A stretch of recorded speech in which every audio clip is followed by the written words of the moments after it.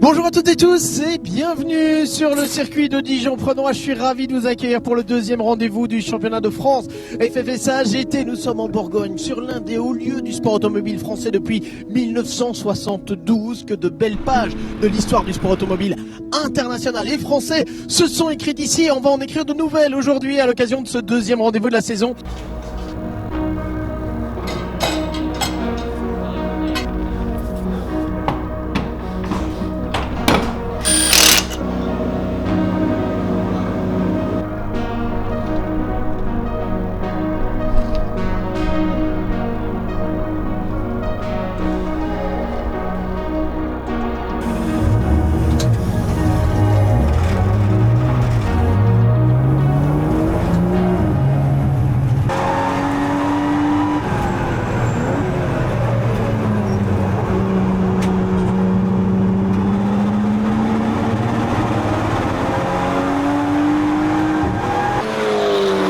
Quand je suis arrivé sur le week-end, c'était un peu différent que quand je suis arrivé à Nogaro parce que on avait déjà les résultats de Nogaro et on savait où on pouvait se placer et ce qu'on pouvait faire. Avec ça, la piste, je la connais et j'ai déjà roulé une fois dessus avant, donc en fait j'avais moins d'a priori et moins cette peur d'être vraiment à la ramasse. Mais par contre, justement, à l'inverse, j'ai eu des attentes et je voulais pouvoir atteindre des positions qui étaient très hautes, comme être sur le podium ou ce genre de choses. Et c'est vrai que mentalement, ça m'a mis une pression en fait, qui m'a pas aidé sur le week-end et qui m'a plus pressurisé que boosté sur mon roulage. Je pense qu'un des énormes avantages que Hugo a aujourd'hui, tout comme Claas peut l'avoir également, c'est son entourage. Hugo et Claas là-dessus sont très similaires et j'apprécie énormément l'entourage d'Hugo. C'est des gens qui savent faire confiance aux bonnes personnes, c'est des gens qui savent écouter et qui savent être là pour Hugo également. Et je pense qu'aujourd'hui, le sport auto, ça reste le sport le plus personnel de tous les sports collectifs ou le plus collectif de tous les sports personnels. Dans les deux sens, ça marche. Aujourd'hui, c'est une aventure humaine. Hugo, sans l'équipe, sans son entourage, il ne peut pas y arriver.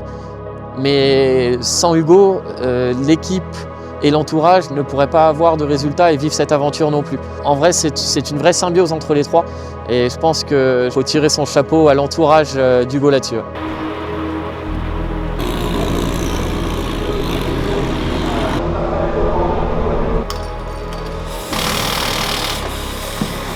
Hugo a fait du kart à partir de 10-11 ans, il faisait les compétitions. Et finalement ça marchait pas trop mal. Quand il a eu 16 ans, je trouvais que c'était peut-être mieux que Hugo fasse des études un peu plus normales, on va dire entre guillemets. Et donc on a arrêté de faire du kart et ça n'a pas posé trop de difficultés. Il y a 2 ans, Hugo m'a dit j'aimerais bien refaire de la voiture. Et donc on est parti je me suis dit moi-même avec ma femme, on s'est dit c'est vrai qu'on avait nous-mêmes arrêté un peu le sujet du karting à l'époque, donc finalement on peut peut-être réaccrocher la voiture dans ce domaine et puis on verra bien, on fait une saison ou deux.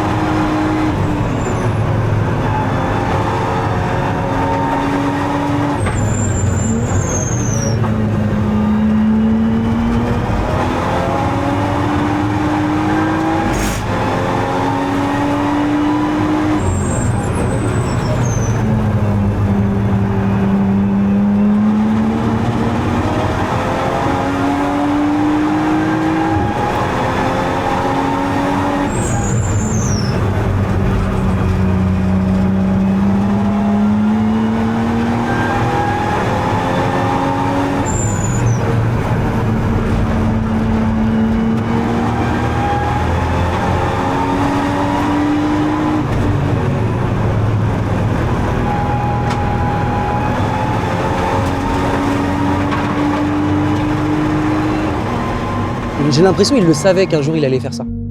Vu qu'il a été dans le karting dès son plus jeune âge, on savait, je sais pas, j'ai l'impression qu'il le savait quoi, qu'il allait faire vraiment de la course automobile. Il n'arrête pas de demander, ça va, vous aimez bien, ça va. Et aussi il organisait une soirée, enfin, c'est fou. Je pense que ça lui a fait du bien d'en parler à ses amis, aux personnes proches de lui, que ce soit nous, que ce soit sa famille.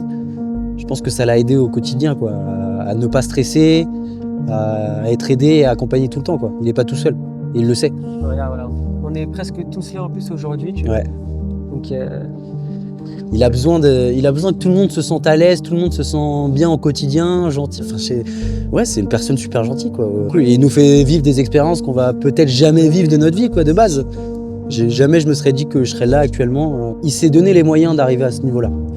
Des fois, il est étonné de ce qu'il fait et il est même choqué. Enfin, il est choqué de ce qu'il fait alors qu'il fait des trucs incroyables. Comme tout à l'heure, là, il a fini son tour, il regarde son temps, il dit quoi ? Une 24 ? Pour lui, il était loin d'avoir fait ça.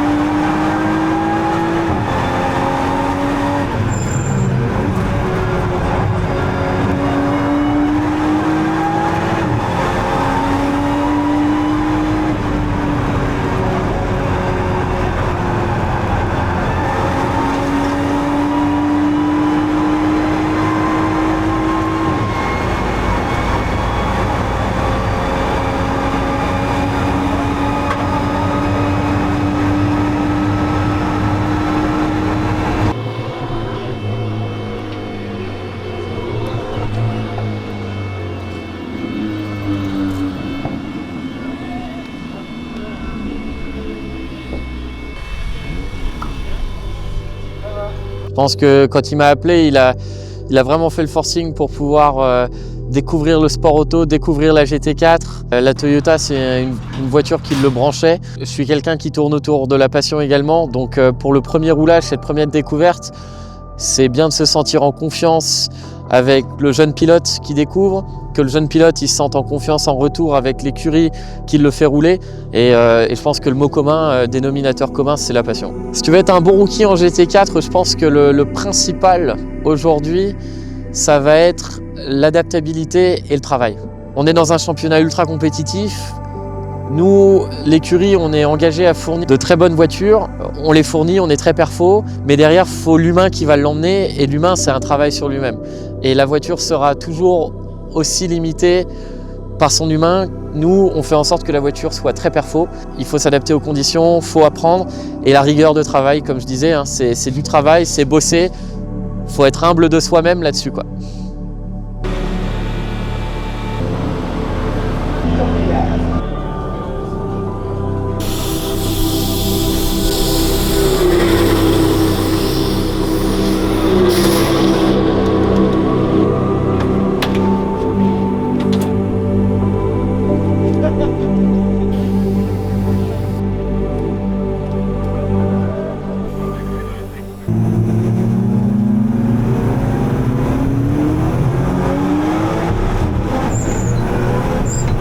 Certains qui ont bougé à l'arrière avant l'extinction des feux, attention.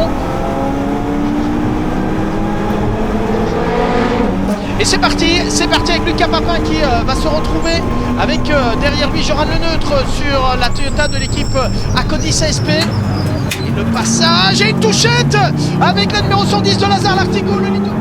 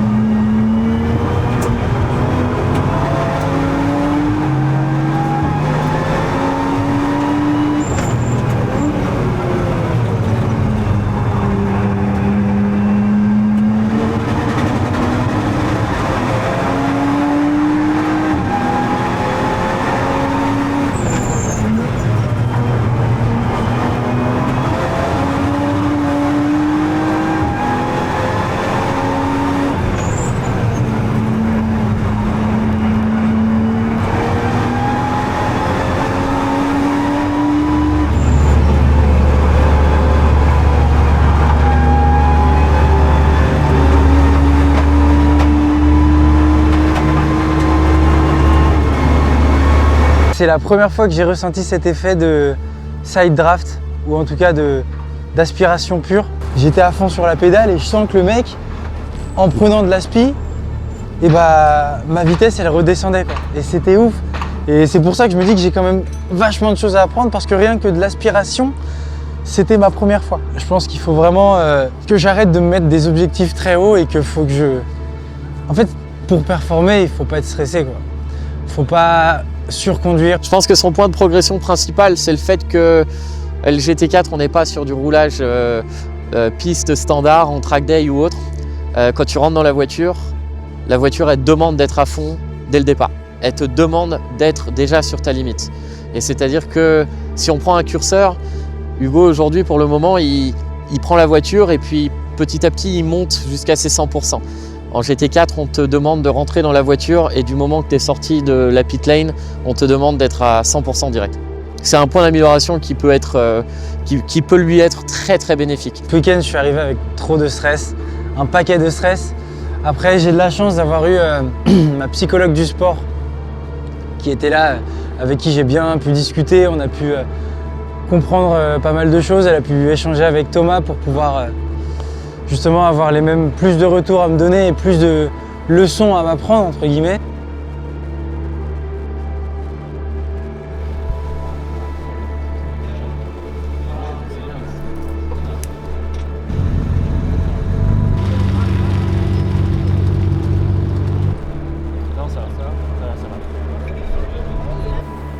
Et attention, au départ, dans quelques instants.